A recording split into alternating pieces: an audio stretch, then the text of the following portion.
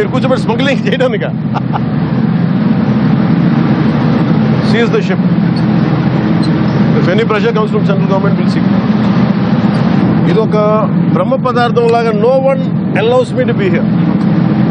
Ever since I took charge from DPD's chief minister, not even one guy was allowing me to come here.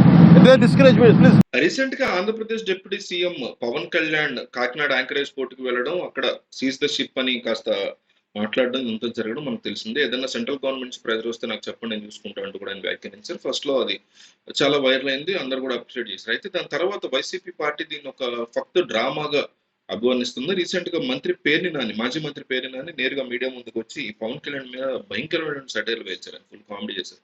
Ship చుట్టూ తిరుగుతూ ఫోటోలు తీసుకోవడం, వీడియోలు తీసుకోవడం నీకు అలవాటే కదా, బాగా చేశావు. ప్రాణాలకి తెగించి ఆ షిప్ ని కాపాడడం అనేది, ఆ షిప్ పేరు Stella to Panama.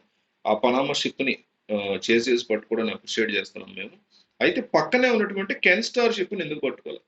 Can star అనేటువంటి షిప్ కూడా అక్కడే ఉంది. దాంట్లో 48,000 మెట్రిక్ టన్నుల రైస్ రవాణా అవుతుంది. మరి దాన్ని ఎందుకు పట్టుకోవాలనేసి ఆయన క్వశ్చన్ చేస్తారు. మరి దానికి సమాధానం చెప్పాలి డిప్యూటీ సీఎం. ఎందుకంటే పేరు నాని చెప్పినట్టు స్టెల్లా పనామా 2లో పట్టుకున్నటువంటి ఈ షిప్ పట్టుకున్న దాంట్లో 52,000 మెట్రిక్ టన్నుల రైస్ పెట్టే కెపాసిటీ ఉంది. దాంట్లో కొన్ని మెట్రిక్ టన్నులు ఇప్పటికే వేశారు. 48,000 మెట్రిక్ టన్నులు హోల్గా వేయబోతున్నారు. అది ఫిల్ అయిన తర్వాత వెళ్తుంది ఆ షిప్.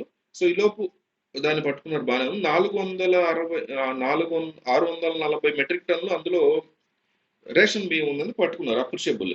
అయితే ఈ దాని పేరేంటి, షిప్ పేరు మర్చిపోయారు, ఆ కెన్ స్టార్ అనేటువంటి షిప్ లో మరి 48,000 మెట్రిక్ టన్నుల బియ్యం ఎక్స్పోర్ట్ అవుతోంది. అది కూడా వెళ్ళిపోతుంది. మరి దాన్ని ఎందుకు ఆపలేదు, దాన్ని ఎందుకు పట్టుకోలేదు అనేది పేరు అడుగుతున్నటువంటి క్వశ్చన్. కెన్ స్టార్ అనేటువంటి షిప్ లో కూడా అన్ని వేలు ఉన్నప్పుడు దాంట్లో కూడా పీడిఎస్ బియ్యం అంటే రేషన్ బియ్యం ఉన్నాయనే దాన్ని పట్టుకోవడానికి కనీసం ఎందుకు ప్రయత్నం కూడా చేయలేదు డిప్యూటీ సీఎం అనేది కూడా అడుగుతున్నటువంటి ప్రశ్న. మరి దానికి ఖచ్చితంగా సమాధానం చెప్పాలి. అయితే పేర్నాని చేస్తున్న ఆరోపణ ఏంటంటే అందులో ఆ షిప్ లో పర్టికులర్ కెన్ స్టార్ అనేటువంటి షిప్ లో వావిల సీను ఏదో సర్నేమ్ ఉంది, సీను అనేటువంటి వ్యక్తి ఏదో సర్నేమ్ తో ఉన్నటువంటి సీను అనే వ్యక్తికి సంబంధించినటువంటి షిప్ అది.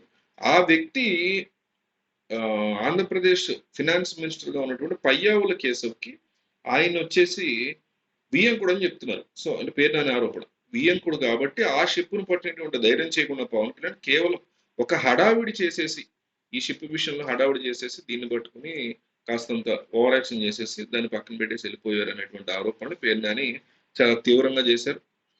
అట్లాగే ఈ షిప్ విషయానికి, యాంకరేజ్ పోర్ట్ లో పవన్ కళ్యాణ్ సీజ్ అయినటువంటి షిప్ విషయానికి వస్తే దాన్ని కూడా షిప్ చేయడానికి రకరకాల కండిషన్స్, ఇబ్బందికర పరిస్థితులు కోర్టుల ద్వారా వస్తున్నాయని కూడా వినిపిస్తుంది. అవన్నీ దాటి అధికారులు ఆ షిప్ ని సీజ్ చేయాల్సి ఉంటుంది. కస్టమ్స్ అధికారులకు మాత్రమే ఆ అధికారం ఉంటుంది. సో అందులో స్మగ్లింగ్ చేస్తోంది ప్రూవ్ అయితేనే, ఎందుకంటే రేషన్ బియ్యానికి సంబంధించి స్మగ్లింగ్ అనేది లిస్ట్ లోనే లేదు. స్మగ్లింగ్ వస్తువు లిస్ట్ లో అసలు రేషన్ బియ్యమే లేదు. సో ఇప్పుడు దాన్ని కొత్తగా జాయిన్ చేసి దాన్ని మళ్ళీ హైకోర్టుకి తీసుకెళ్లి ఇదంతా ఒక పెద్ద ప్రాసెస్ అని చెప్తున్నారు.